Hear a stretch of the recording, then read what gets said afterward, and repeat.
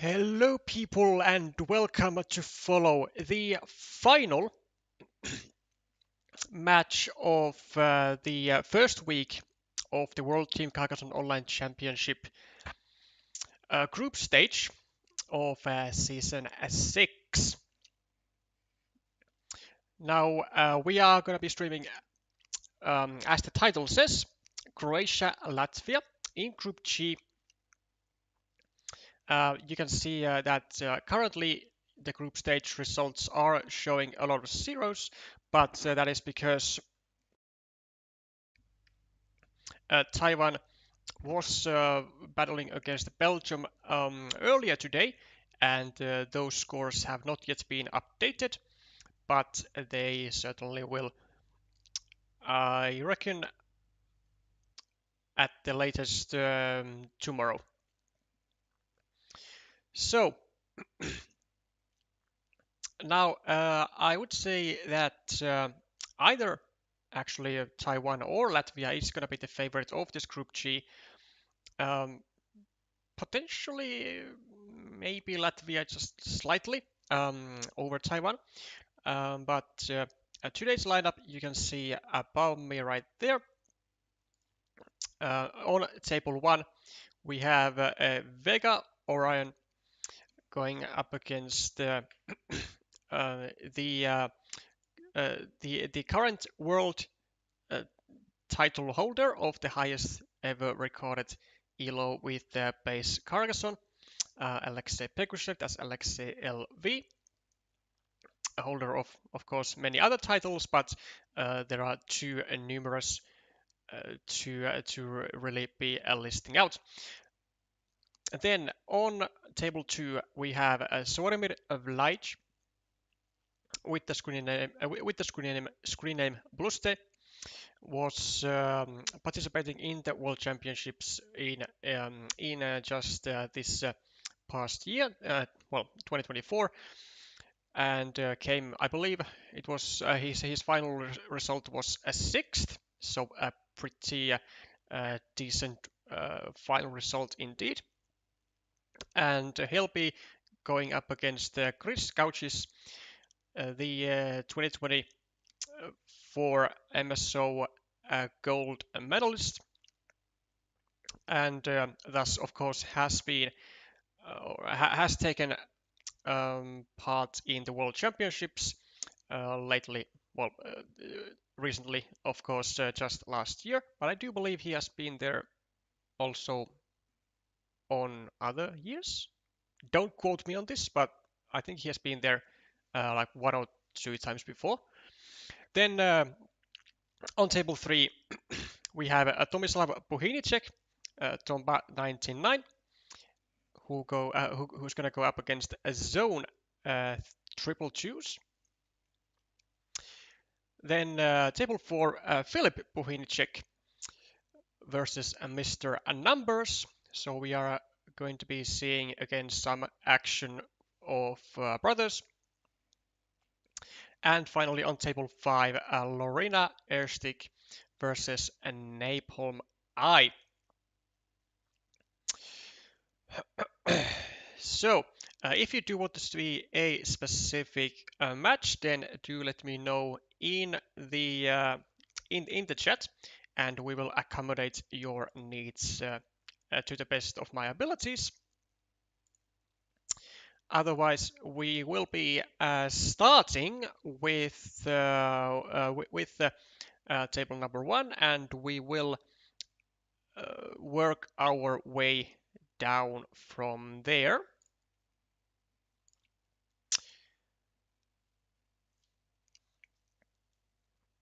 The tables will be starting in about 1 or 2 minutes, so hold your horses there.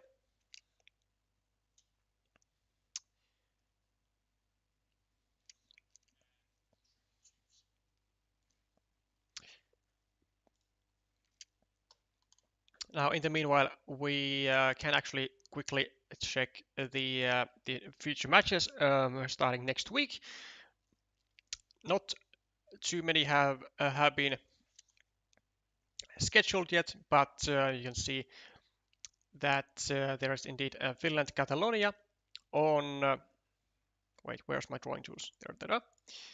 Finland Catalonia on tomorrow actually at 1800 UTC, and then Italy Uruguay on May 4th. And thus far, no other matches have been scheduled. And a reminder that the deadline to schedule all matches for the current week is Wednesday 23:59 UTC.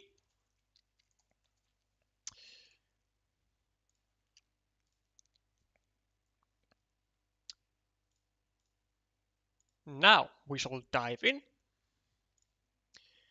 and it is looking like an early field fight, as Vega will be finishing up the city, dropping off Farmer, and controlling now a 6-point field with room with some expansion room.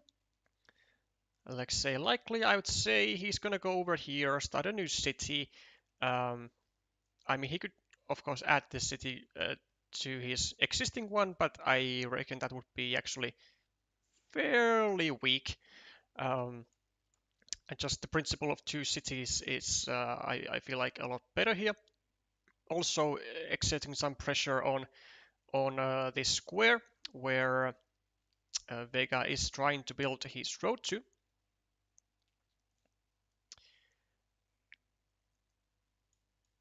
Or this sort of kind of an option too, yeah. Um, so because Alexei is starting the city with a triple city, he has absolutely no problem sharing a square with his opponent. Thus, if the city gets restricted or blocked, then most likely this square is going to be the square getting the block on it, which means both of these meeples will not be getting back to the hand of either player, and a ruin is a bit of an easier one to stack points to than a road. And not sure about this one. Not sure about this one.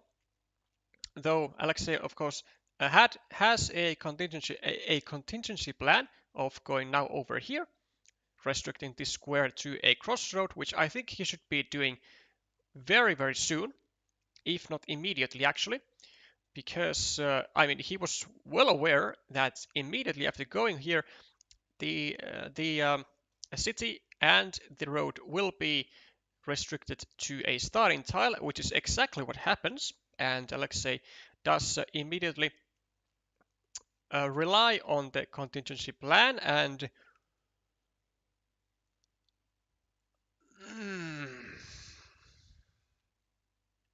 I don't know about that. I don't know about that, Vega. Using a valuable starting tile to progress your opponent's monastery. Not the monastery, but a city, and trying to get your road out of the trouble. Sort of, kind of also expanding the field, but I don't see this this future sequence there going so well for Vega. Or maybe it does if Vega goes over here like right now, because otherwise this square is definitely getting restricted to a starting tile, which Vega knows, and therefore goes for a new city and goes for the road end. And Alexei, I mean, he would like to take these 2 points, but it is slightly risky because 2 of the 3 daggers are already out, and Vega gets the perfect tile actually to restrict this city down to the one final dagger, and also does it with precision. So directs one of the road ends to the left, so that now he can use either a road tile or a field tile to go on the left and create the final blocking square if he so wants to. Meanwhile, Alexei will... I mean, actually, do you go here or here, actually? No, I think this is slightly better, but it's so uncomfortable just using a crossroad, especially when you can take points elsewhere, right? So, not entirely sure what he's going to be up to. I mean, this would also limit the size of the field, but yeah, it's about we are about to find out, and we do, if Alexei thinks that the field is beyond containment, and he does not think it is. Still only 6 points, and maybe everything here will be unified together, but only maybe. Now, somewhat nice monastery spot over here, getting a road end for yourself, but it does counteract everything that Alexei has done for the field, which taken into account, I think Alexei is going to go over here and start a monastery in just a regular monastery looking spot with the 2 field side tiles, and he does that. Now Vega could actually go here to try and expand the field, but he does not. This one is also, I mean, it's all right. It's all right. Because now Alexei does need 2 crossroads to get this meeple out, whereas Vega only needs 1. And I mean, there is a possibility to go over here, but it's kind of weak. I think a much better option is to simply go over here, equalize the monastery of Alexei, and be happy about what you got, because if this square is restricted, then I mean it hurts both meeples, and no, I don't like this plan for Vega. I mean, he's banking on one of the 2 remaining field crossroads, and that's not really good enough, I would say, because he's not in a position where he needs to take any risks, and this is considered a risk because it ties up 2 meeples, and whereas instead you could have simply had a perfectly fine monastery just equalizing your opponent, and yeah, well, that's now decided then. But what about this then? Vega has a chance to do a multitude of things. A really wild one, and I mean a really wild one, would be over here, which I would have to agree that would not be the smartest of plays, and Vega does not do that. Instead, just takes a city cap and tries to finish up the city of his own, getting restricted down to the 2 remaining tiles, 1 starting tile and one city crossroad. Whereas before the block or before the restriction, he had those 2 tiles plus all 3 daggers actually, and Alexei making sure that Vega has as few tiles as possible at his disposal. This, sure, okay. I mean,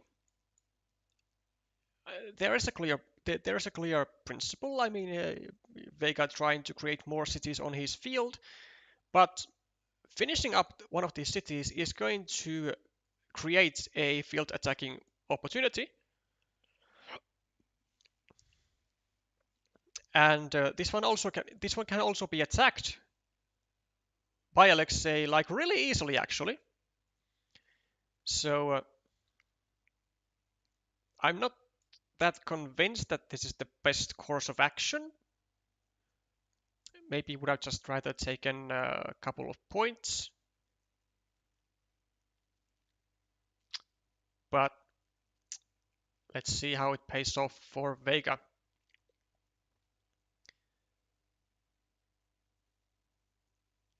Alexei most likely... I was about to say he's going to go over here, restrict this square to a starting tile, which is already needed over here for Vega, but just preserving the chances of finishing up this 10-point city, and as a bonus, being able to then afterwards place a farmer on a 6-point farm, potentially 9-point farm, is still worthy to use a very mediocre valued tile such as a regular straight road. Simple move from elect. Oh, yeah, okay. Not sure about the prioritization here, given that this structure of Alexei is fairly vulnerable, even though there are still 2 daggers remaining into the square upon getting restricted. But yeah, sure. I mean, this is an instant block and a sure one at that, so why not? Now for Vega. Really awkward tile to use, especially after this restriction from Alexei. Now only being able to use road plus like a city tiles with road, which are running quite low. And I would not be surprised to see Alexei. Do we go here? Yeah, we do.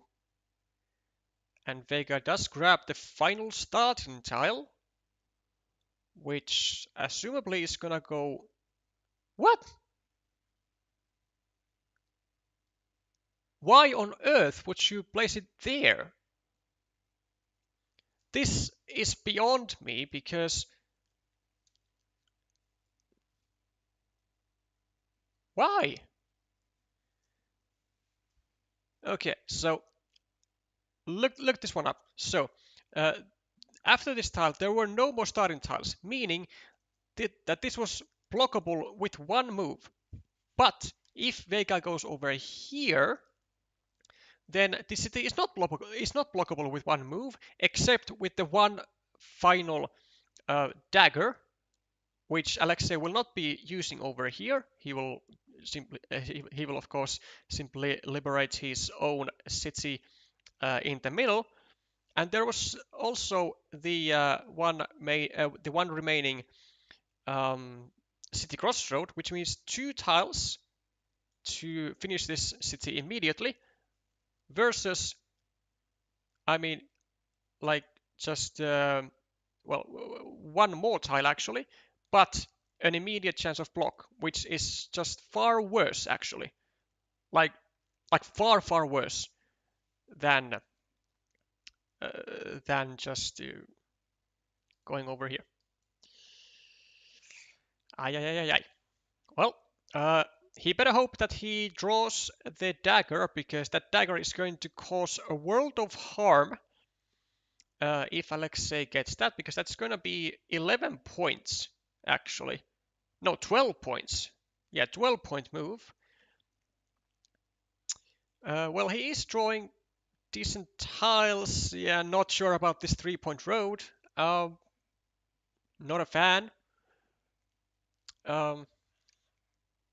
Given that we are running short on crossroads.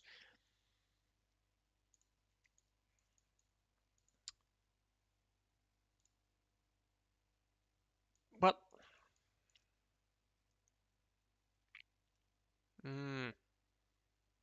I don't know. Is Vega perhaps counting a bit too much on his lead? Because when he's doing things like this, that there are like scoring points for him, but if you want to keep Alexei on his toes, then shouldn't you just keep harassing his features?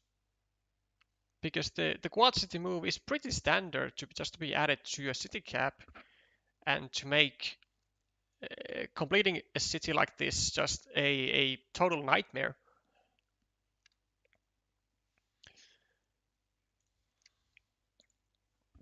Let's see, so plus 12 for Vega, plus 15, plus 24, 28, 30, 27, 24, 23, 19, and now plus 23. So like point wise he's doing like just great. But Alexei does have the threats, and he can get actually every single meeple back to his hand if he gets the tiles and actually wants to seek the trouble of getting those meeples back. Though I'm not sure to where Alexei would be using all of those meeples, because Alexei doesn't really need more meeples in his hand. If anything, too much extra meeples will just clog his hand up really, and maybe even lose out on some value. But Alexei definitely has to get this dagger here to have a decent shot at winning, most likely.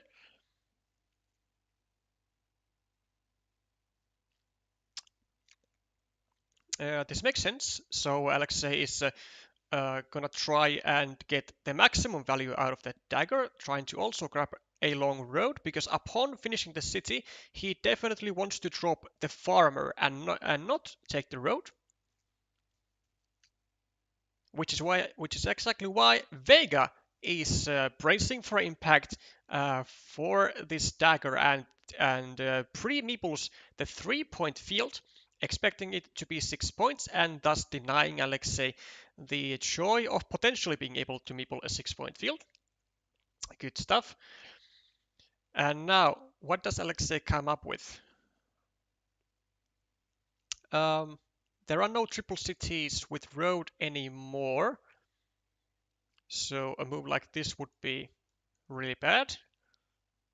Do you just go here, add a couple of points to your city? Is it time to go here for like desperation moves for a 9-point field? I mean, okay. He finds a new city. 1, 2, 3, 4, 5, 6, 7. Yeah, still three triangles remaining.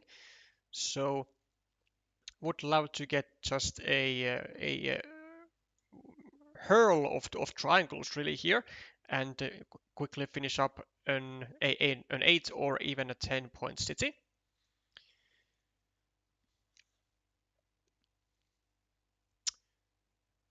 What's the option now? Simply this, but I think this feels too passive though. Maybe we should do something a bit more radical. Maybe this, and kind of try and prepare a field attack, though there are not actually any tiles that we could actually use for that. Yeah, the situation is really bad. Can we go over here? We take 2 points and we are gonna try to get a dagger for 8 points. Or we do this. We are now trying to get either a triangle plus a city cap, or a triangle and a triple city. That seems like a decent plan. Yeah, that works. Though what really doesn't work is that Vega keeps getting getting city caps himself and keeps scoring all the time. That is not really part of the plan, or I would assume so for Alexei. Maybe it is. Maybe he just wants to give some Siva and then we pull the matto alta. But somewhat I doubt that. Alexei does get a triangle, which is definitely part of his plan. So we have 1, 2, 3, 4, 5, 6, 7, and well, one triple city, but we go here, sure. Yeah, because we can use the triple city here anyway for 4 points.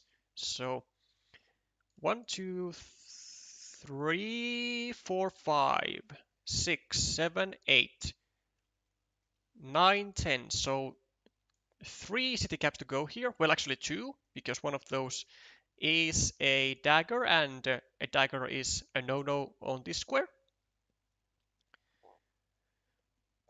So this move will also most likely actually come with a field meeple, because Alexei just has scoring options everywhere. Attacks the field, okay, makes sense. Is gonna try and get to the 9-point field. For Vega, do we do something like this, maybe? Or what do we do? Do we have to do anything, really? 21 points. Alexei gets a dagger, but not the right kind of dagger. But he does get the meeple out, and getting this meeple out is actually important before he gets a dagger over here, because he wants to score these road points. And he does get the dagger, but actually now it's better to finish this city and drop a farmer. No? Because it's simply more points for the city. 1, 2, 3, 4, 5, 6. Wait. Huh? 6 plus 6, so that's 12, right? 1, 2, 3, 4, 5, 6, 7 plus 6. That's 13. That's 1 point extra. No.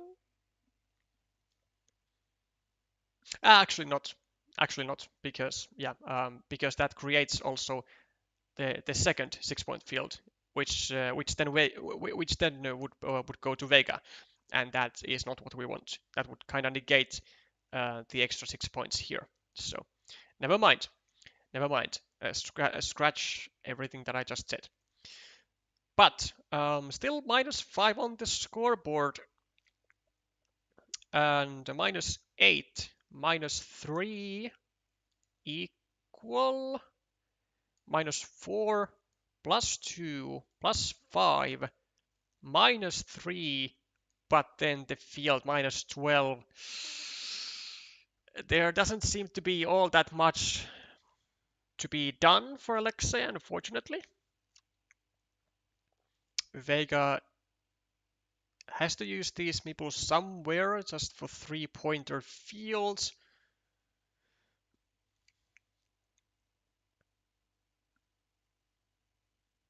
Wait, upon going for this attack,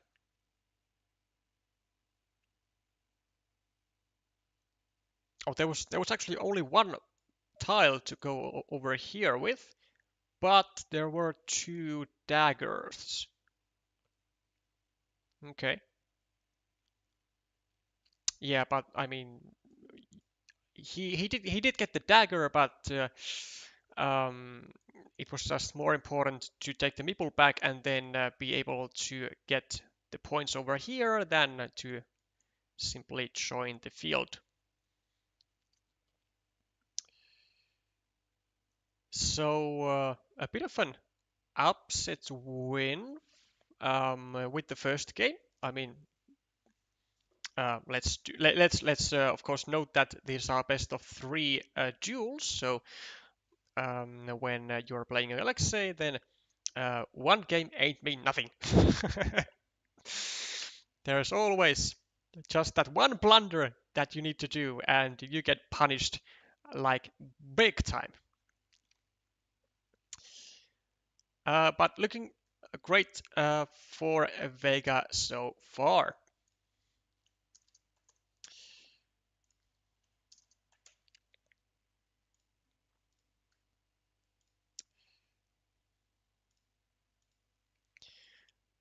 All right, let's check up on table. Which table do we want to check up on? Let's check up on actually on let's do Buha and MrNumbers because Numbers is very much a new name to me, and I want to see how they are handling against a strong expert. So far down 1-0. I mean they are of course at least seemingly rating wise a big underdog in this duel, but let's see if they can bring a surprise. I mean, though, just by looking at the caliber of players for Croatia, I mean, they've been improving with quite a rapid pace, actually, from going just from like I don't know one expert maybe who was Bluste to like almost every player of theirs now being an expert, which is insane actually. In like just 1 year or something. That's pretty astonishing. Um, Improvement.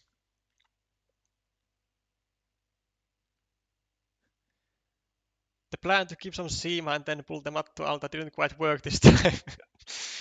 Yeah, well, maybe next time. Maybe next time I will. Maybe next time we'll just give even more Seema and then we pull even more Matto Alta. um, oh God, I love Finnish language. Okay, what's the score here? So +1 for Buha. Then we have a lot of monasteries for MrNumbers worth 7, 8, and 6. So, what, 21 points?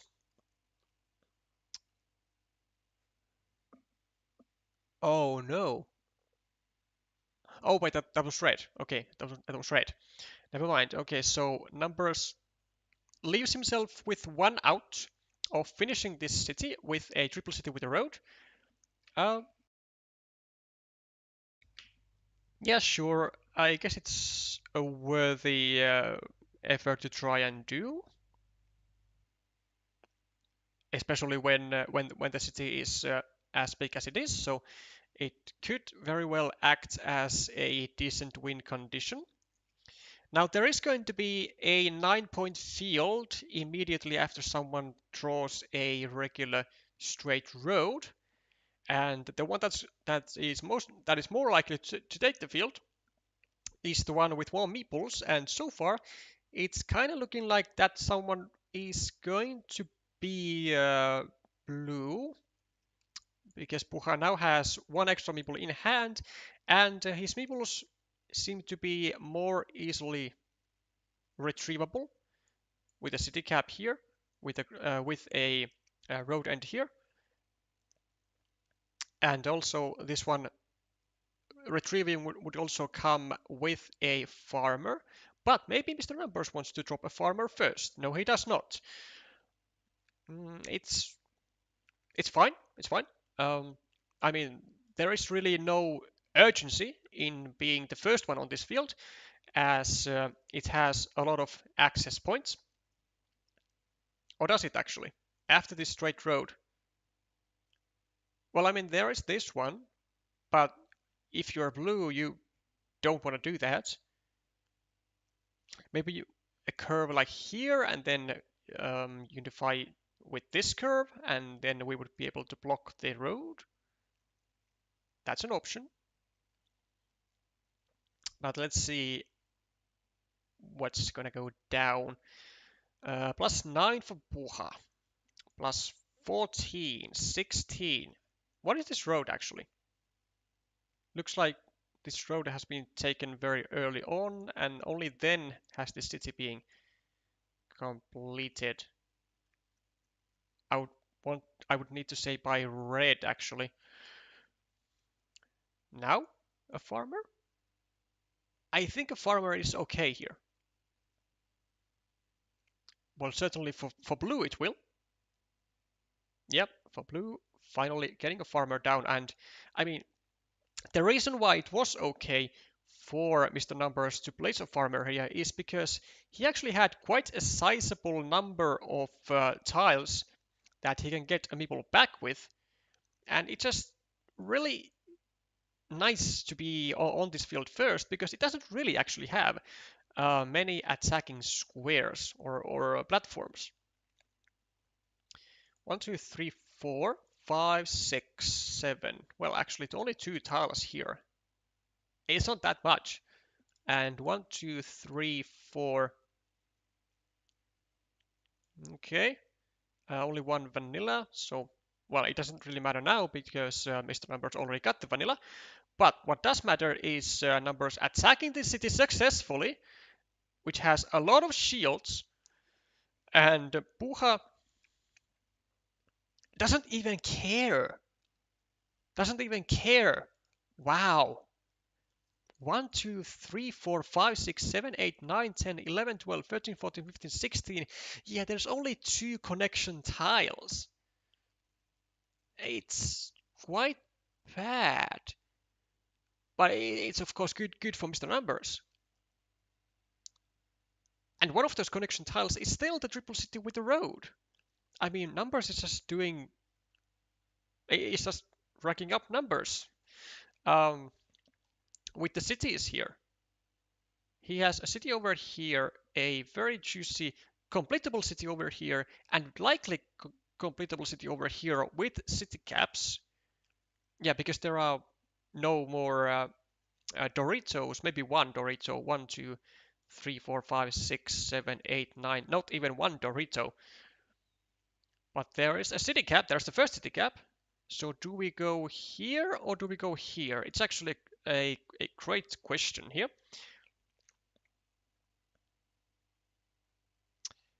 And not looking good for Latvia. Not sure. I'm not.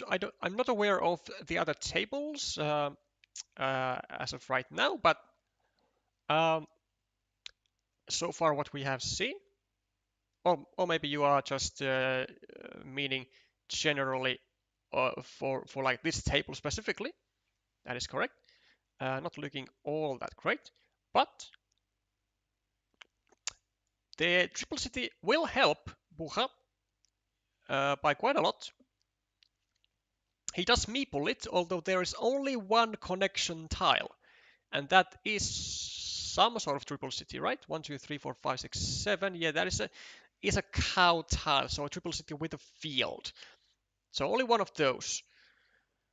But good news are that there are likely not too many blocking tiles either. Let's see. So +7 for MrNumbers. We have +10, 13, 16.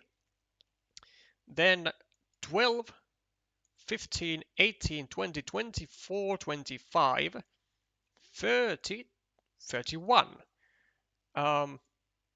24,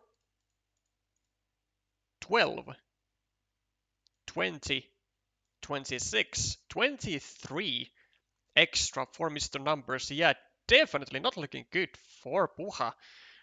I'm not sure if there is anything that will help and save Puha in the situation. I mean, 23 points is so much to be trying to catch up. Maybe even a bit too much. Yeah, I mean, 4 pointers will help, but they are not enough.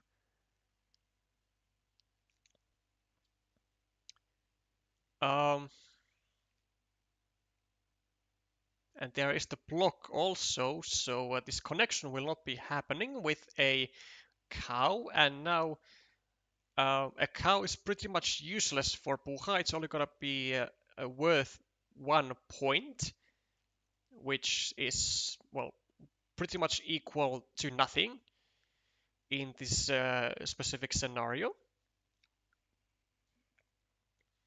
Numbers, I reckon, will just take the 6-point field and call it a day.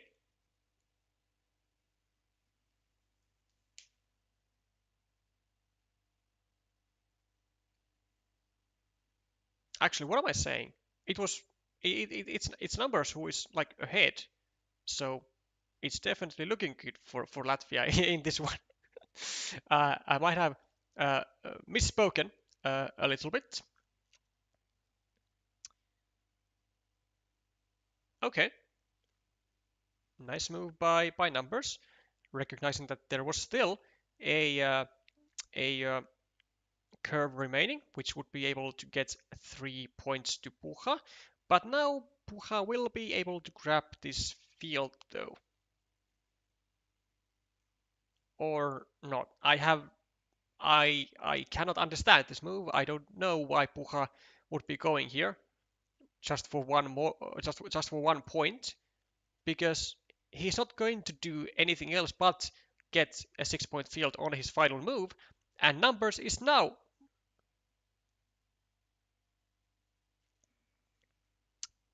Maybe it's time for me to really like try using my eyes and see that Mr. Numbers does not have meeples in hand. Just a quick suggestion for myself. Maybe it's time for me to start using my eyes instead of actually just yapping bunch of nonsense.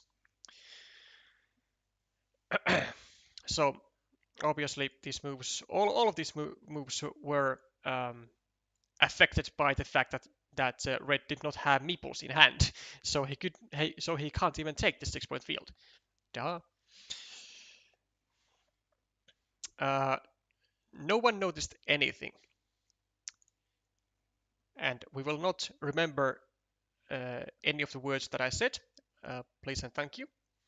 And we will focus on just the future games. So a 6-point win for Red here, which is surprisingly little. Maybe I missed something, but I could have sworn the difference was going to be higher. I was thinking Latvia in general, everyone lost their first games except Zone. Oh, okay. Um,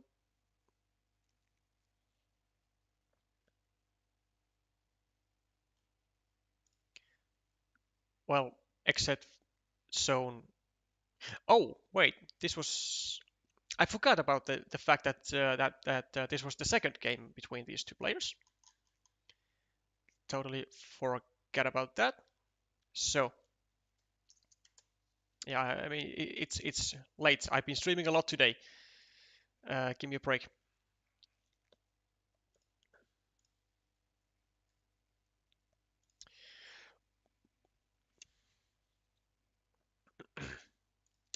We could go for actually for the decider here.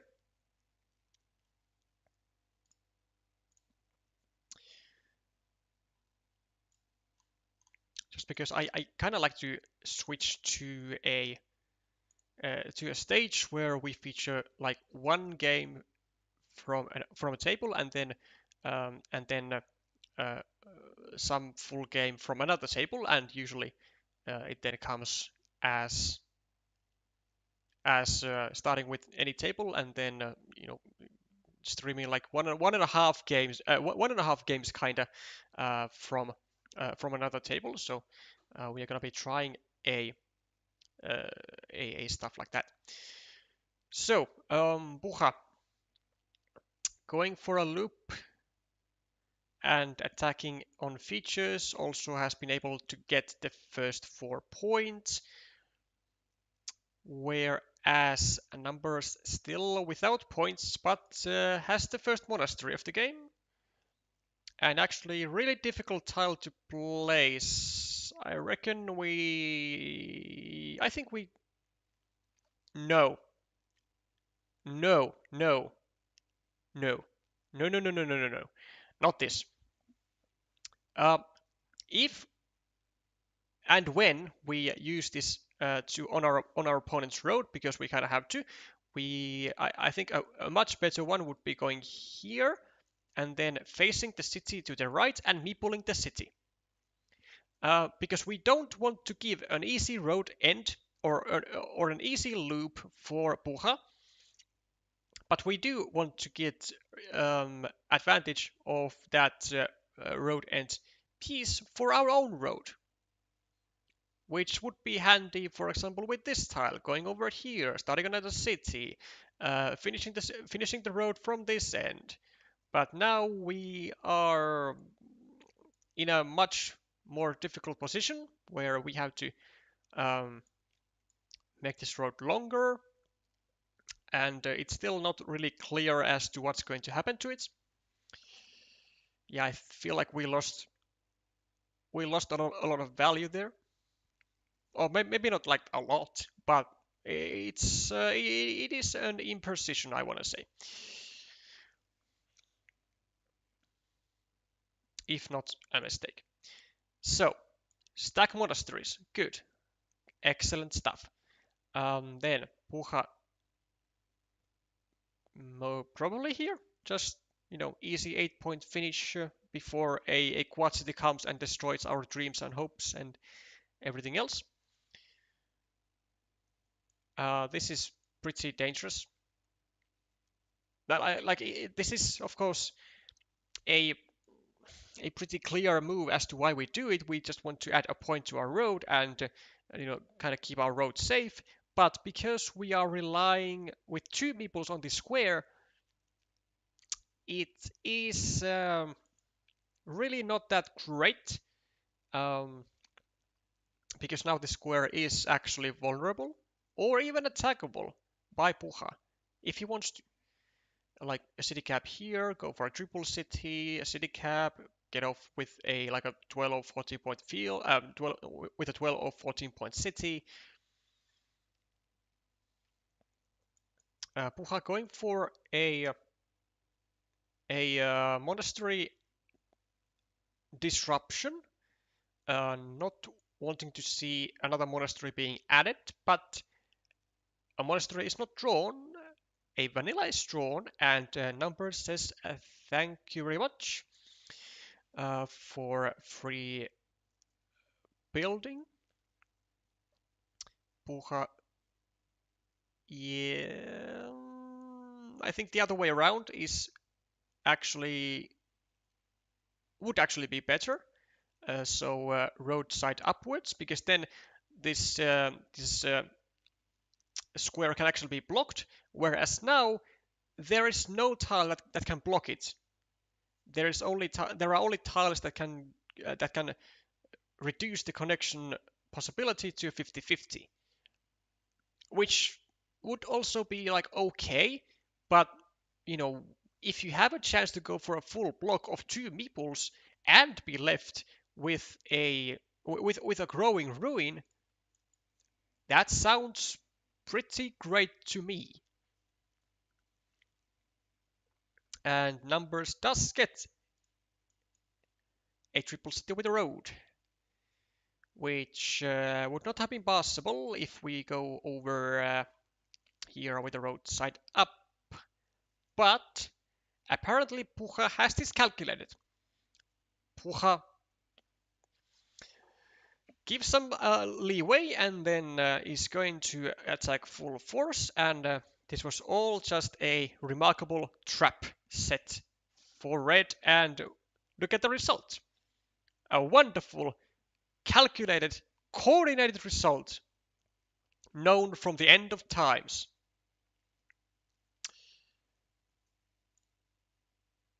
From the beginning of times. I had a moment of realization of what I just said. Yeah, well, a big city for Puja, which will definitely be helping him out a lot with his chances of winning. Also now controlling a 9-point field. Then Actually, a rather decent idea would be to go over here and restrict this square and then try to get a divider for ourselves and get rid of this shared feature. Doesn't go for it though. Numbers attacks the field, which it's okay. It is not possible to block this square, and a 9-point field with growth potential is a worthy attacking target. Plus, we do have meeples that we can get back, so neither player is really in a meeple disadvantage. Neither player is really in a disadvantageous situation regarding the meeples. We could do something really nasty. We could go here as numbers and drop another farmer, because now at minus 22, well, not really minus 22. Let's see actually. 1, 2, 3, 4, 5, 6, 7, 8, 9, 10, 11, 14. So minus 8, minus 12, minus 11. So like, let's say minus 11 without the field. But still, minus 11 is kind of a lot when you have equal meeples. But still, we could go over here, right? And we could drop another farmer. Now, it is very much high variance, but because we are, the player who is currently losing, variance is okay. Variance is actually maybe even preferred and what we would want. This is not exactly what I would call something that I would want, but Numbers seemingly has also a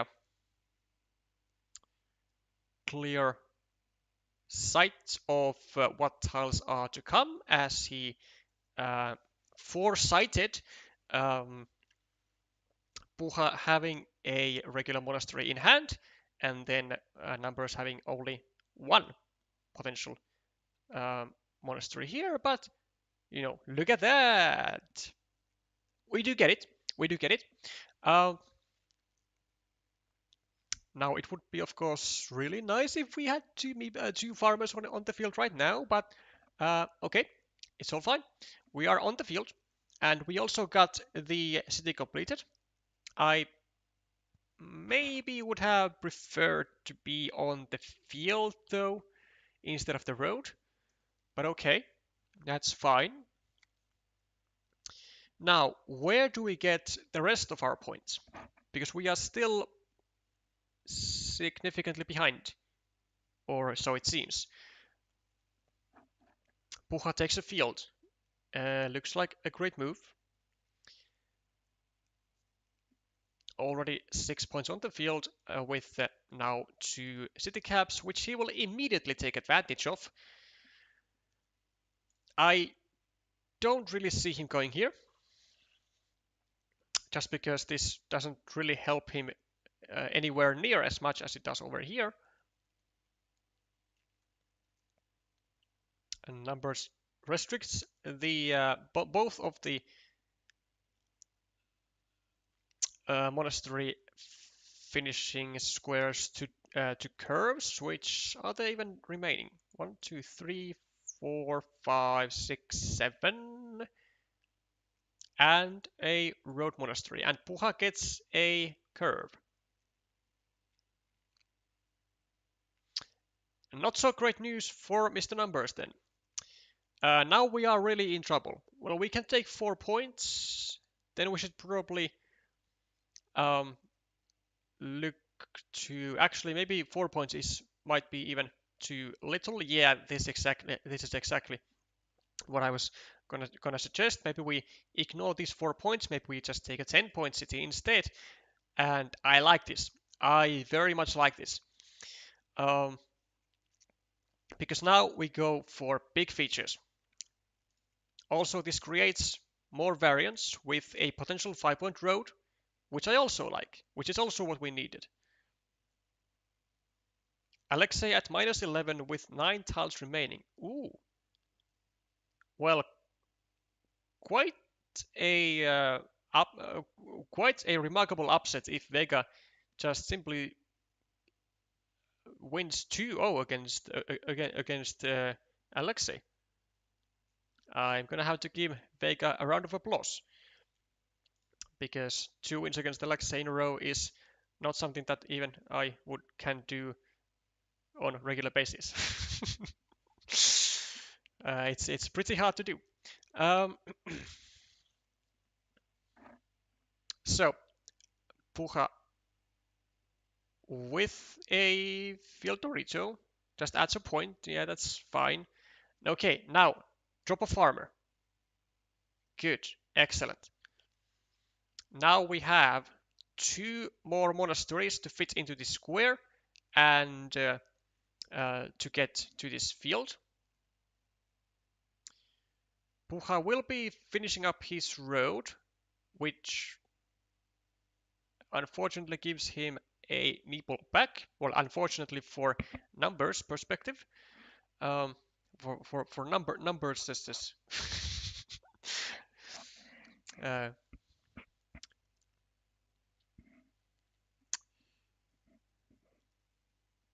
English position is difficult. We attack a 12-point field. Yeah, that looks okay. So, Puha plus 11, plus 12, plus 20, plus 13, 10, plus 12, 1, 2, 3, 4, 5, plus 7 if we get equalization on this top field. Ooh-wee. Okay. Can we finish these cities here? What kind of tiles are remaining?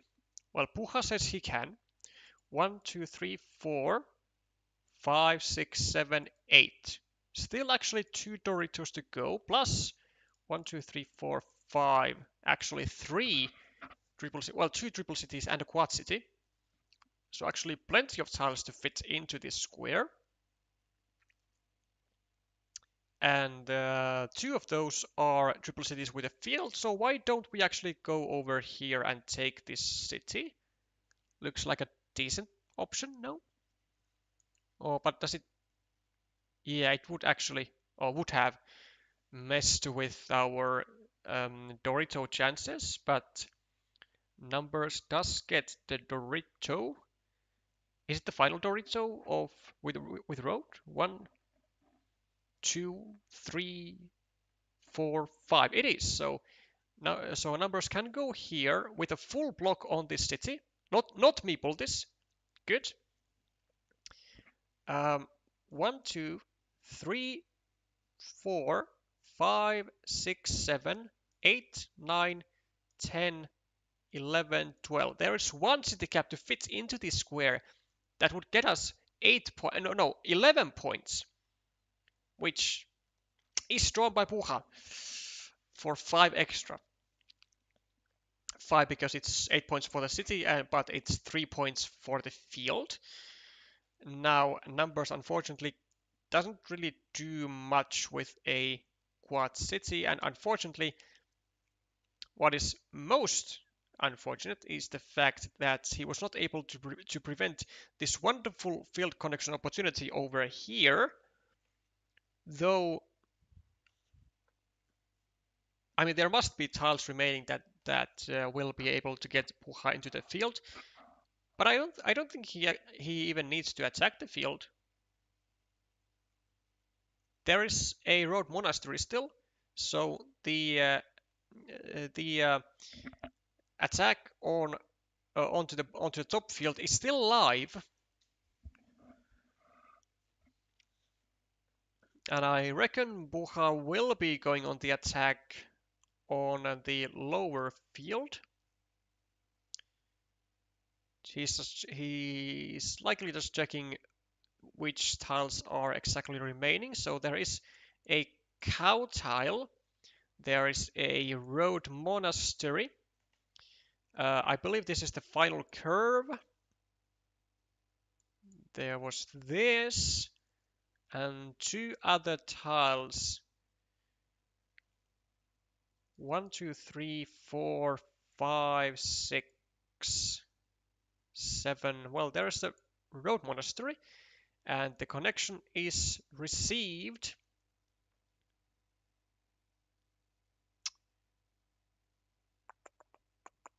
And the numbers is going for the triple city to get a winning ruin here, but it will only uh, get a like a soft punch away from the final scores. But he does get there. He does get the cow. So indeed, like precise play until the end. He was going for the maximum points, and he does get the maximum points. Puha will be able to go here because the extra meeple doesn't matter to be given into Numbers' hand because Numbers can't use it because he has the cow and he's going to go for the connection and he can't actually use or he can't drop the meeple.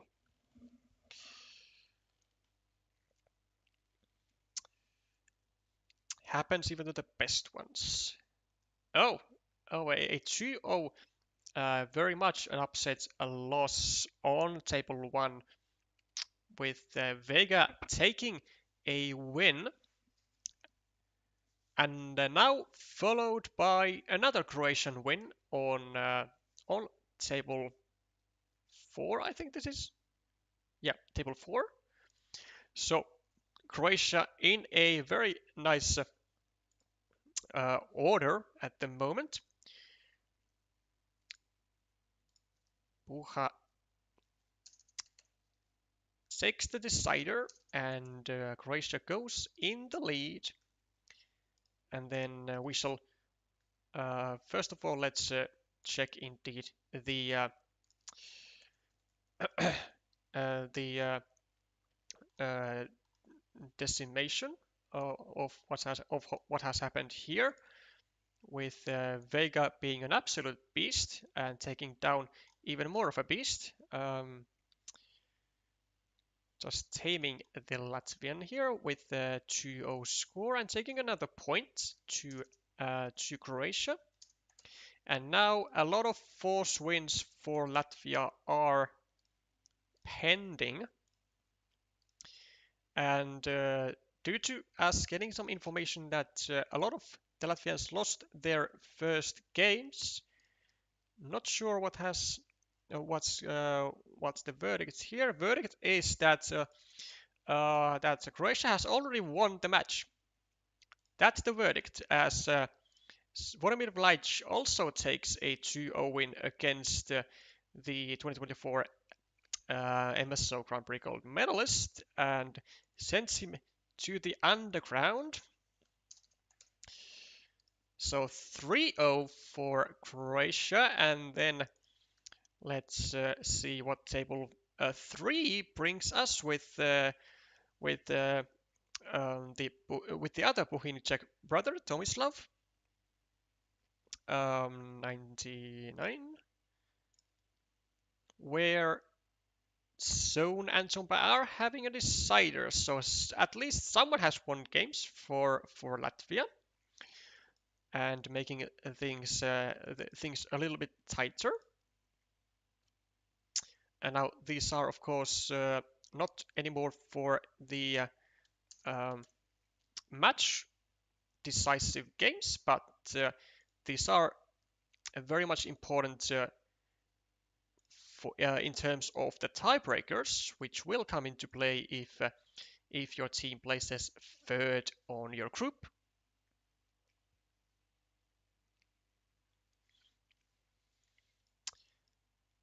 Well, hello there, Elias. Nice to see you telling us about your travel plans, or rather traveled plans. So, Tompa plus 50, well, not plus 50, but 50 to 36. So, scoreboard looking great again for Croatia. But let's see what is the situation with the fields, and the fields are actually in favor of a zone, and it is a significant field. 4, 5, 6, 7, 21-point field. So plus 14 here for Tompa. Then we have 5 point for the road, so plus 19. Equal ruin, plus 2 for this field for zone, plus 8, plus 11, plus 5, and then this, and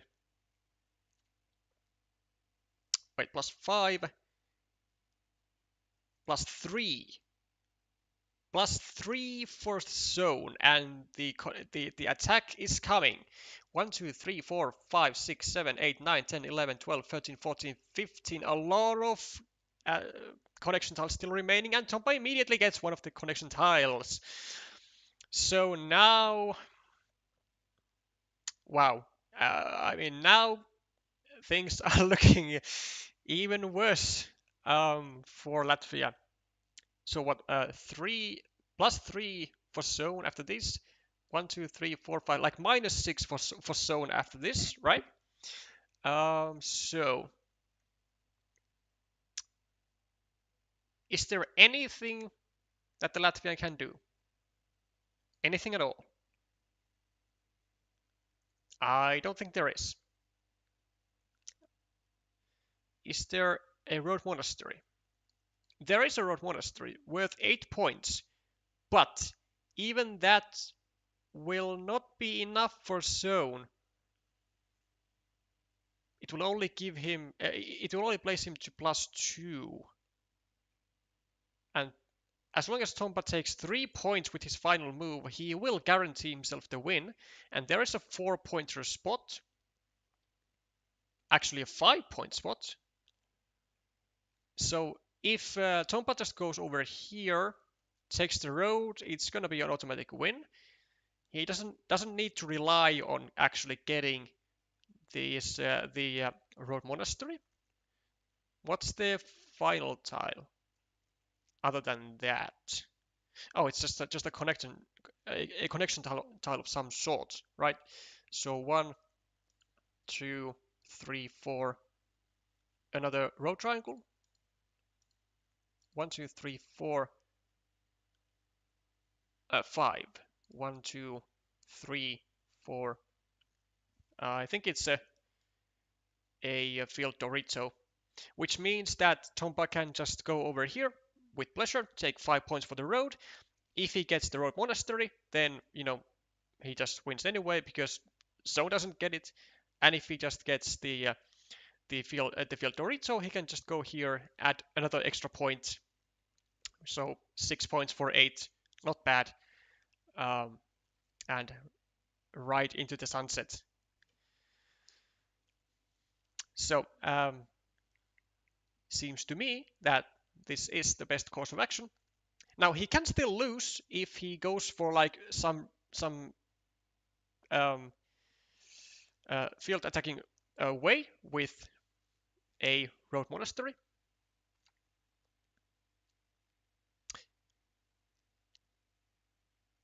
There is no field Dorito, isn't there? Is there? No. There is no, but there is a road monastery. That much I'm sure of. Let's check. Din. No, there is not. There is one. There is a road monastery. Okay, but so that much is clear with our calculations, and Tompa also gets that, and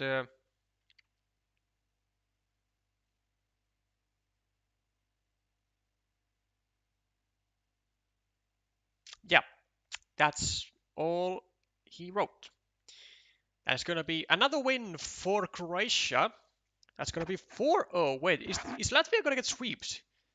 Surely not. Surely not. After I had just slipped that I think Latvia is the very favorite of this group to win the group. I might have just cursed the whole team. I do have, a pretty good track record of of guessing the wrong favorites. Ask Alexei and his streams. Um,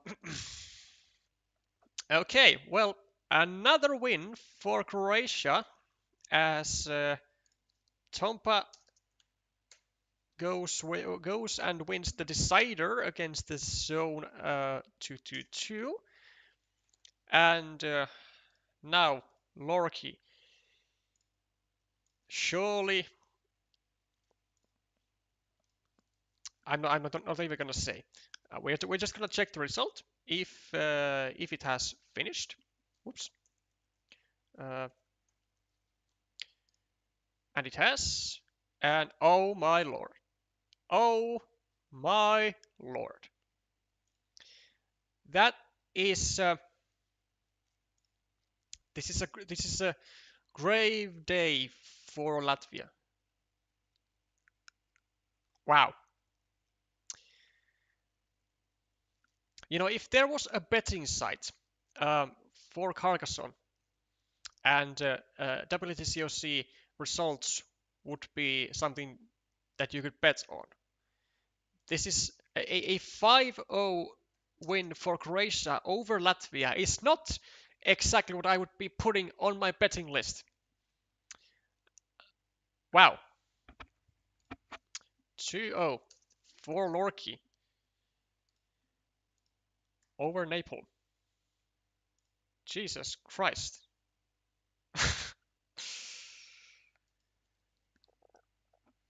All right.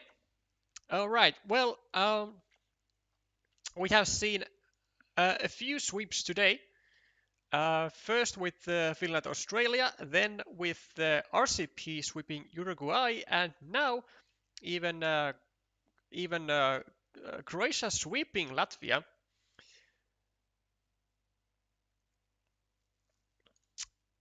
Pretty astounding stuff, I have to say, from Croatia, and of course, big congratulations to the team, as well as I guess um, commiserations are in order for Latvia, despite the stacked lineup with the very much experienced veterans.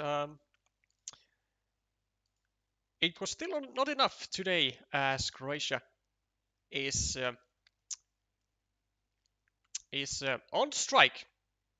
That sounds wrong. Is striking very much. um,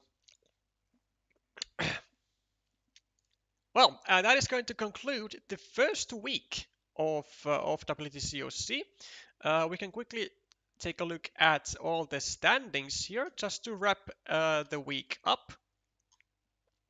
So currently in Group A, my own team Finland is currently in the lead, but you know, having defeated Australia, I think the future weeks are going to be much tougher for us.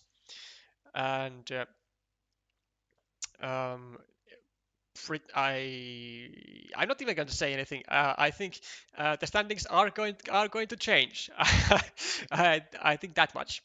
Um, I think they're going to change. I definitely don't think that we are the favorites to win this group. China has also been able to win their first match along with Catalonia, and then Hong Kong and the current reigning bronze medalist of WTCOC, Hungary, is at the moment on 5th place, and Australia as 6th. Group B, Poland, Italy, RCP winning their matches. Uruguay, Germany, and Slovakia having a bit of a rougher time the first week.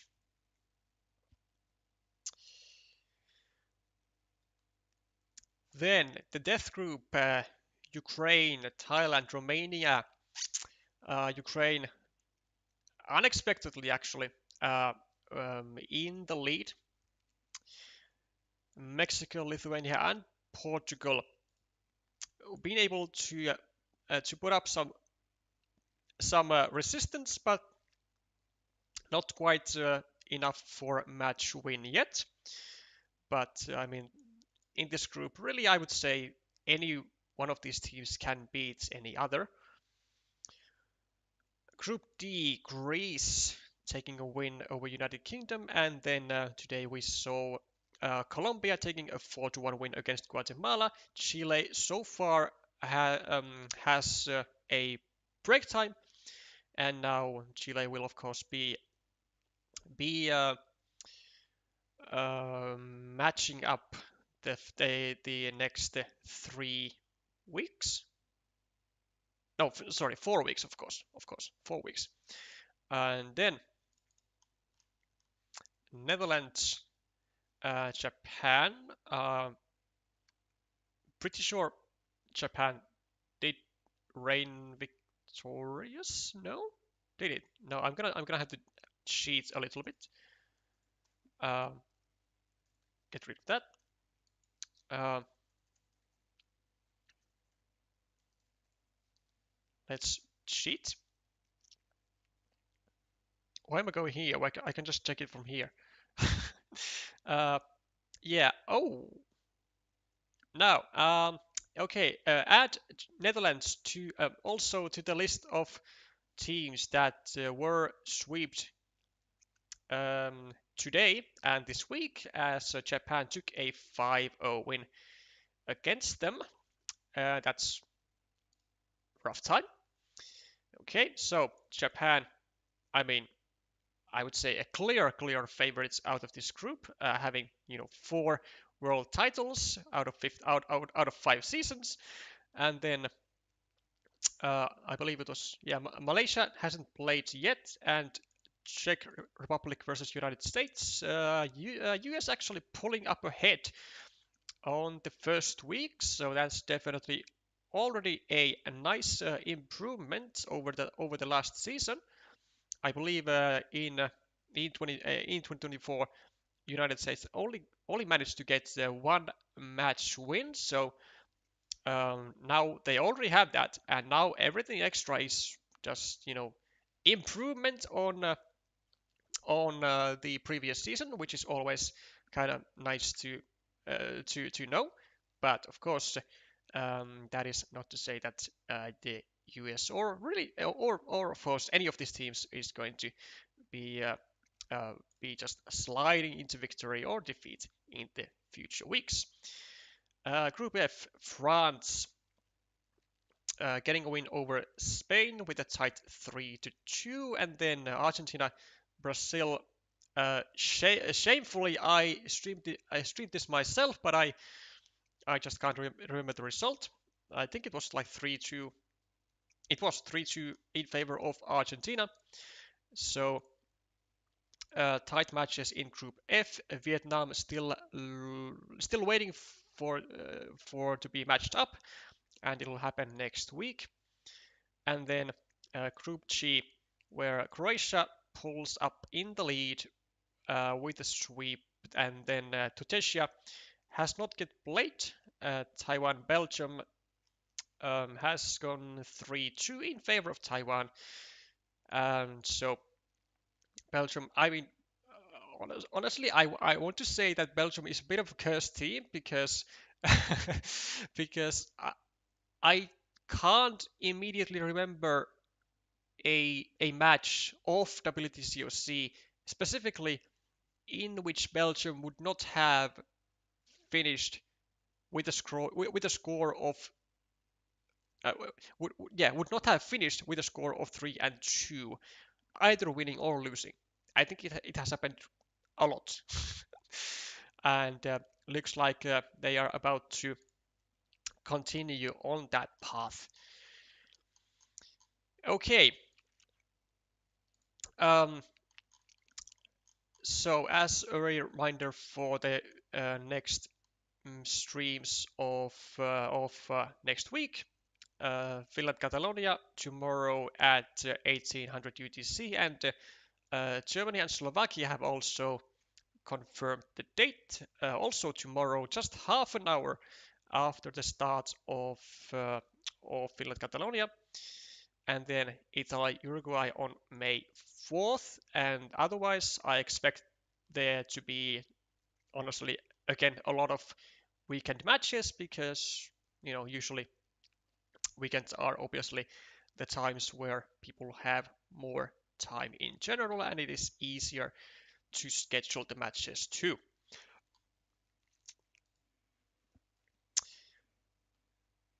That is where we are going to be finishing up the stream, or maybe, unless the chat has something to say.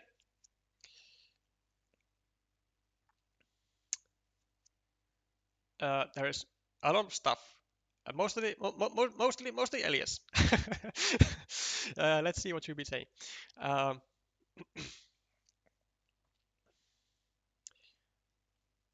Croatia looking really strong. Yeah, they are.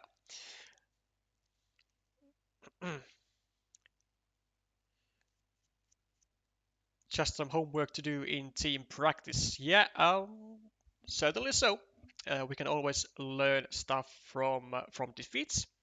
That is also actually something that I have to push my own team to do more team practice. It would be great to, let's say, it would be a very great improvement for considering also this year and future years.